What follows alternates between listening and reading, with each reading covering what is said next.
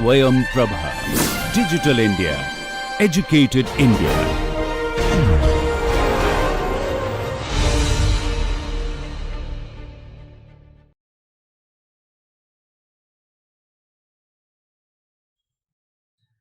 So welcome to lecture 10 of the course Statistical Thermodynamics for Engineers. So this time we are going to do an example problem first. So it's an example problem. Okay, so let's assume that there are 50 independent, indistinguishable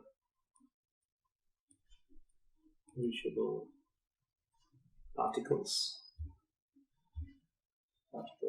There are 3 energy levels. Let's assume the energy level is 0, at what unit of energy of 0, E, and say 2E. So the degeneracy of the first level is 300. Degeneracy of the second level is 600. And degeneracy of the third energy level is 1200. Okay, so the system temperature,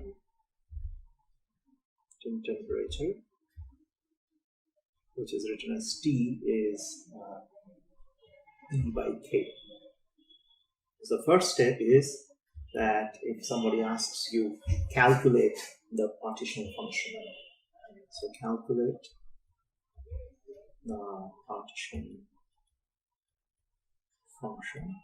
Okay, so the partition function is written as Z, which is summation over J, Gj exponential minus Ej by Kt. Okay, so now this can be written. There are 3 energy levels, as we know. So first one is 300 because the energy is 0. The second one is 600 into exponential minus E by Kt. And the third one is 1200 exponential minus 2E by Kt. And recall the temperature is E by K. So the partition function therefore becomes 300 plus 600 e to the power of 1 plus 1200 e to the power of minus 2. This is, if you do it properly, this will be 683. So now the next question is that find the number of particles, Nj particles, in each energy level. Compute that. Okay. So Nj by N is equal to, as we already know, Gj minus Ej by Kt divided by the total partition function, right? So therefore, N1, N is equal to, as we know, is 50. This is given. So this is 50 into 300 into E to the power of minus 0 divided by 683. So this gives you roughly 22. Okay. So N1 is roughly 22. Okay. So similarly, you can do the other calculations as well. So the last one is say find entropy of such a system, right? So the entropy, as we know, is S K ln. This is in the dilute limit. So this means K summation over J Nj ln Gj by Nj plus 1. Okay. So here K, as we know, is 1.38 into 10 to the power of minus 23 joules per Kelvin. So S you can calculate from here. Okay. So because you know that different Njs now from the previous example, Gjs are known. So this should be a fairly straightforward piece of calculation, which will give you the total value of entropy. So if you do it properly, this will be S is equal to 221 K, where K value is this. So you can find out what will be the total. So this is one example by which you can work out a problem, okay, given the tools that you have learned. Okay. So now let us find out a few other things, that internal energy and entropy in the dilute limit. So as we know, U is equal to E is equal to summation J Nj Ej. Okay. So S will be equal to K beta U plus alpha N minus plus K summation over J Gj ln 1 minus plus exponential minus alpha minus beta Ej. Okay, where alpha, as we know, is minus mu by kt, whereas beta is equal to 1 over t. This is already known, right? So this is the total expression that we have. So now,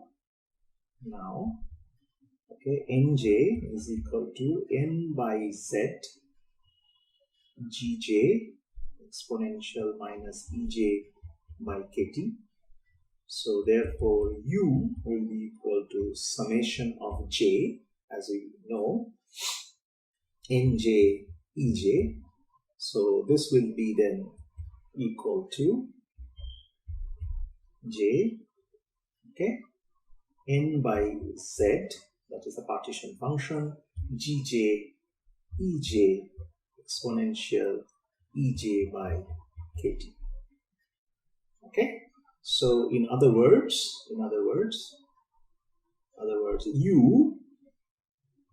U is given as N over Z summation over J Gj Ej exponential minus Ej by kt.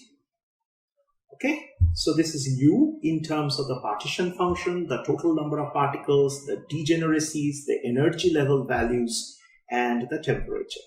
So this is the form of U. Now, as we know, dz by dt at constant volume can be written as 1 over kt square summation over J Gj Ej exponential minus Ej by kt.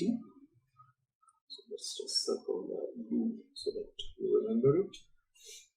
Okay, so now U, therefore, because if you look at the terms, U can therefore be written as nk t square by z into dz by dt at constant v.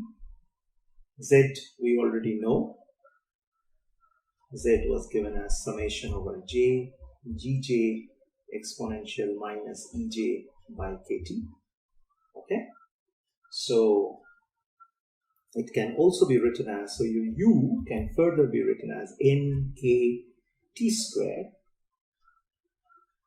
Z by dt at constant v. All right. So this provides the first explanation of U. So Z is a function of v comma t. So therefore U is a function of Vtn.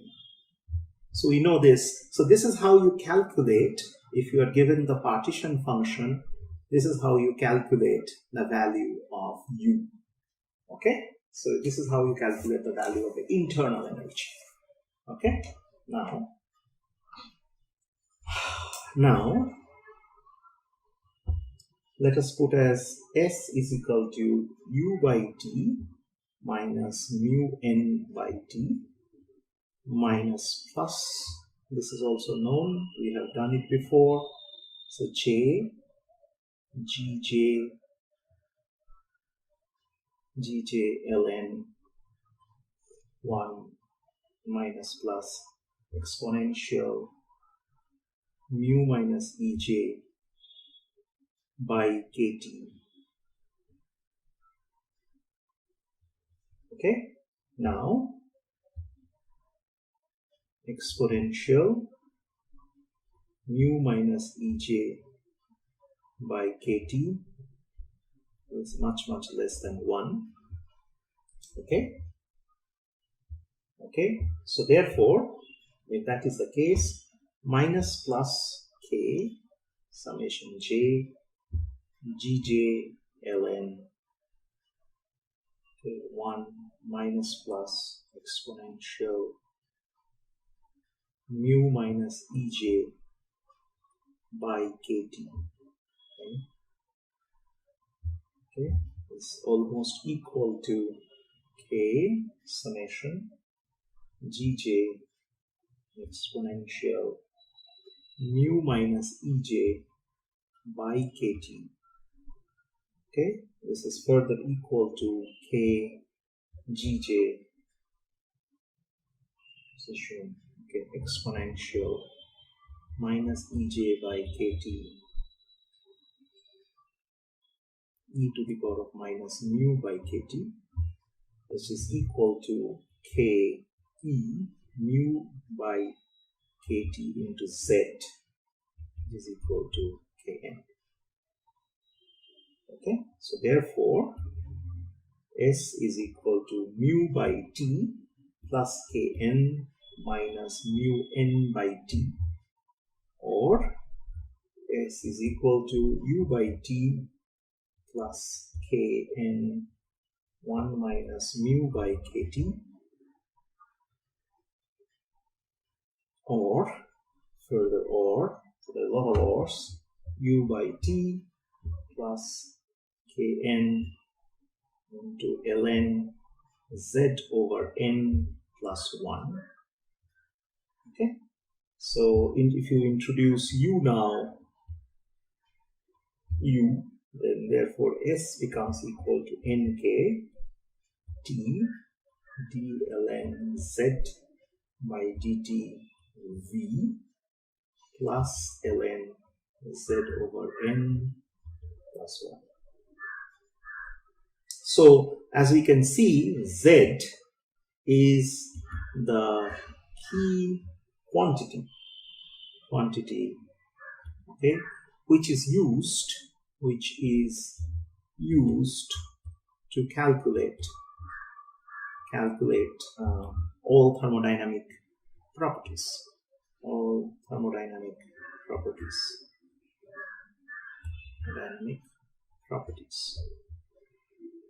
So Z is a very key advantage. So we calculated U, we calculated S.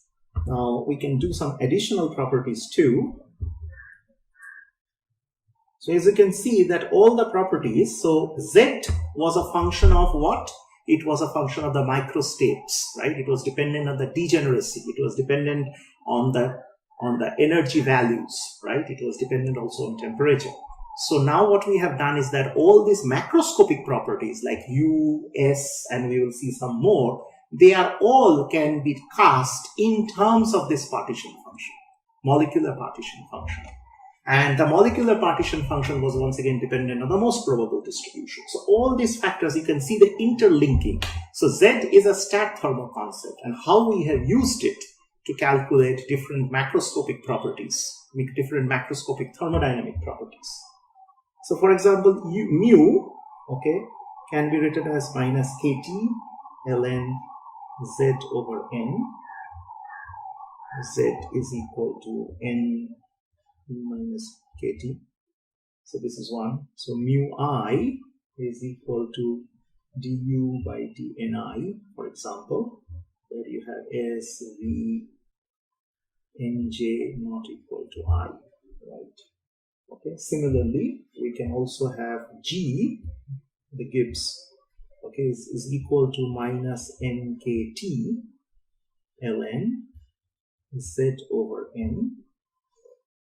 G is further given as H minus Ts. Okay, so H is further written as U plus NKT.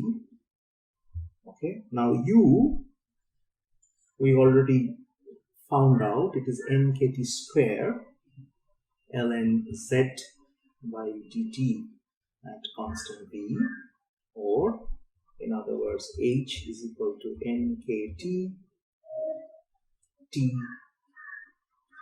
d ln Z by dt at V plus 1. Okay, so as you can see now from this you can cast it right in other. So this is the value of H. So H is also written as U plus PV, or PV is equal to NKT. Okay, because H here can be written as U plus NKT.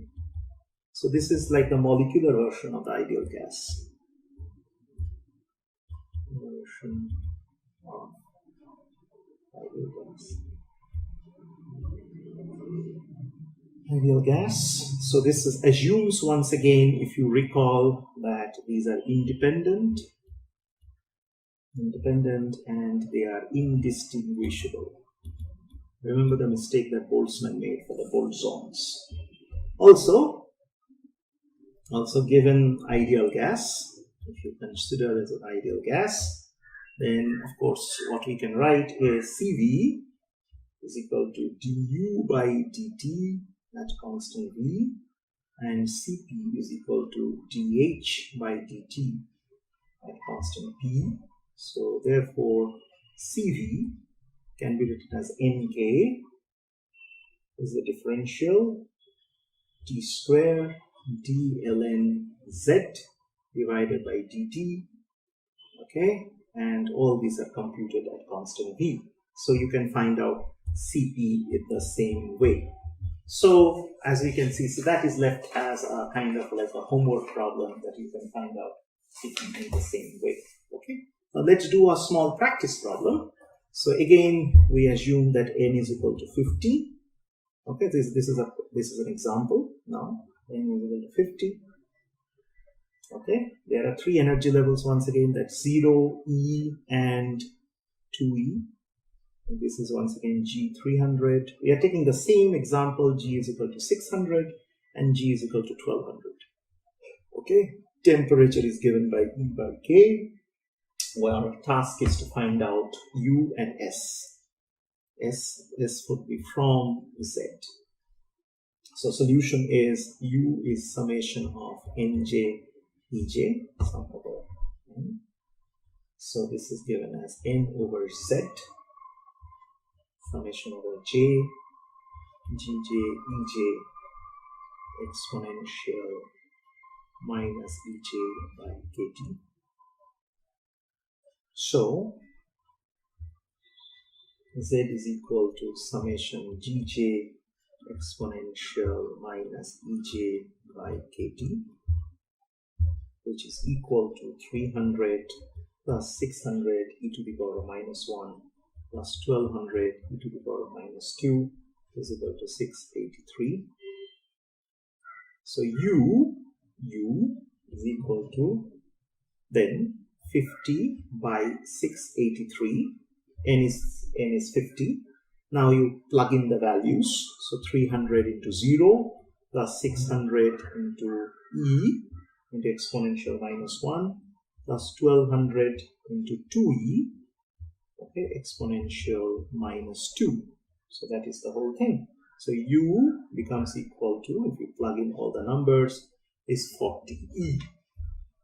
Similarly, if we go to the next one, you will find that S is equal to u over t plus kn ln z over n plus 1, t is equal to epsilon by k, okay, or S is equal to 40e by k plus k into 50 ln, this is 683 divided by 50 plus 1, Okay, so S is equal to 40k plus 50k into ln 683 by 50 plus 1. So S becomes 221k. So this was found out in terms of the partition function. Okay, so thermodynamics, so all thermodynamic properties are normally calculated by assume all thermodynamic properties, dynamic properties are calculated, normally calculated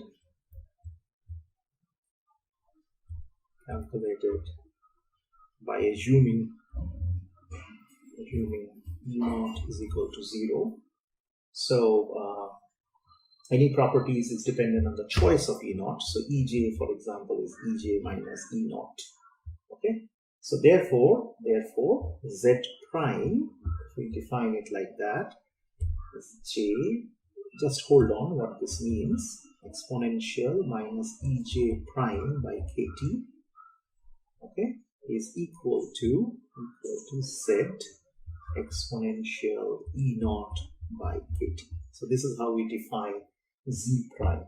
Okay. Similarly, U can be written as nkt square, as we know already. So this is ln Z prime by delta T V plus E naught divided by Kt square. Okay. So therefore, U minus n E naught is equal to n Kt square d ln Z prime divided by dt at constant V. Okay, so this is like what we called a ground state energy. Okay, so CV, S are not affected by ground state energy, right? By ground state energy. As you can see, they are not affected by ground state energy, but U is. Okay, U is affected.